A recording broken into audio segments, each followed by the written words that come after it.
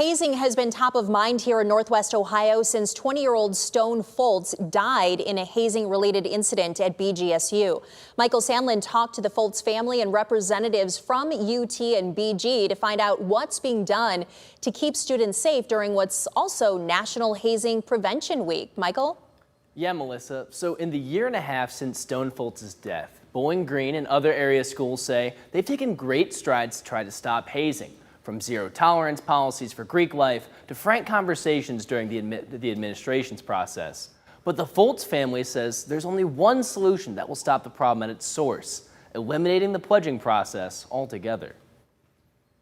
The pledging process, you find an imbalance of power, and that's where a lot of these deaths and injuries to young men and women are happening.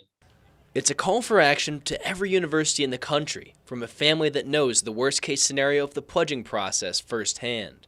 The Fultz family has been on a media tour talking about the dangers of initiation culture in Greek life, saying it encourages dangerous behavior by using the illusion of fellowship to pull kids in. They call a brotherhood. They are friends with you, and they pull you in, they suck you in. These pledges don't realize what they're having to do is going to get worse and worse as the pledging process goes on.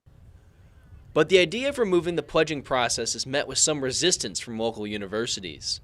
Ben Beatty with BGSU says they take their zero-tolerance policy on hazing seriously, but this proposal is something they would have to consider. It's truly that hazing aspect that we're working to eradicate, and that can happen in more than just initiation events as well. But at the same time, we're always looking at best practices. And Sammy Spann with U Toledo says he doesn't think the change would have much benefit. Don't throw the baby out with the bathwater.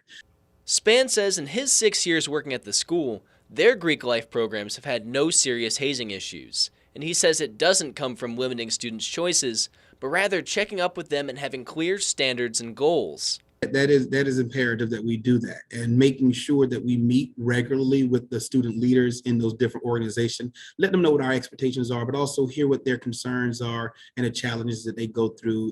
And Beatty says after Stone's death, BGSU students themselves have stepped up. Speaking out when they see any aspect of potential hazing whatsoever, really being informed on what that can look like. But for the Fultzes, as long as initiations like the one that killed their son are still allowed, there's always the possibility of the campus culture going sour again. They say it must stop once and for all. Be the first Ohio campus to remove the pledge process from your Greek organization. That would be a huge step for Bowling Green to join us to do that.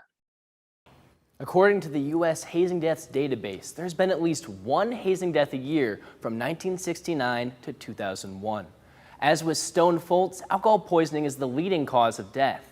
We'll keep you updated on here and online if any local college makes the changes to Greek life the Foltzes are fighting for. Reporting in studio, I'm Michael Sandlin for WTOL 11.